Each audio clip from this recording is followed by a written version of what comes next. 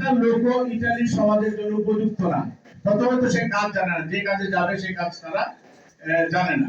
এবং দ্বিতীয়ত হচ্ছে যে মালিকগুলি আমাদেরকে বিগত দিনে গত 20-25 বছরে ইতালিতে একটা ক্রিমিনাল অ্যাক্টিভিটিস হিসাবে এটা চিহ্নিত হয়েছে। কি জন্য? যে ওখানের মালিকরা টাকা নিয়ে, আমাদের ব্রোকারদের কাছ থেকে টাকা নিয়ে ওখানে ওয়ার্ক পারমিট দেয়, এবং ওয়ার্ক পারমিটে বাংলাদেশ থেকে লোক যায়।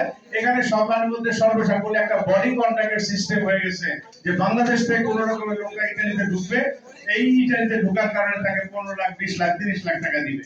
এই যে 15 লাখ, 20 লাখ, 30 লাখ টাকা দিবে, ইতালিতে একটা ওয়ার্ক পারমিটের জন্য খরচ হচ্ছে মাত্র 20 ইউরো। 20 ইউরো মানে বাংলাদেশি টাকা এটা হতে পারে কত, 2000 বা 3000 টাকা।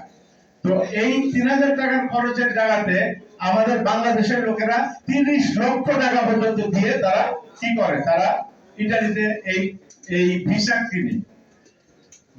কিনে কাজের সংস্থান হয় না। দুনিয়াতে আমরা একটা জিনিস দেখেছি কি, যে যদি কেউ কোথাও চাকরিতে যায়, মালিক তাকে ইন্টারভিউ নিয়ে যোগ্যতা অনুসারে তাকে চাকরিতে রাখে।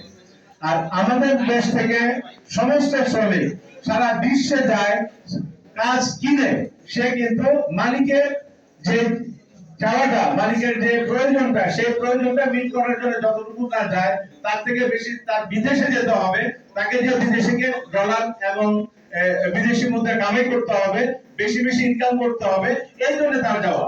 সে কিন্তু এটা টার্গেট করে না আমি যে দেশে যাচ্ছি, যে কাজের জন্য যাচ্ছি, ওই কাজটার জন্য আমি উপযুক্ত কিনা, এই কাজটা আমি শিখে নিলাম কিনা।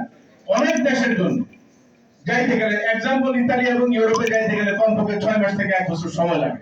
যদি একটা লোক একটা ভিসা প্রসেসিং করতে যদি 6 মাস 1 বছর সময় লাগে, তাহলে এই 6 মাস 1 বছর সময় তো যথেষ্ট ভাষা শেখার জন্য, যথেষ্ট যে কোনো একটা সফট স্কিল, যেমন একটা হোটেল রেস্টুরেন্ট অথবা যে কোনো একটা স্কিল তার গ্রহণ করার জন্য।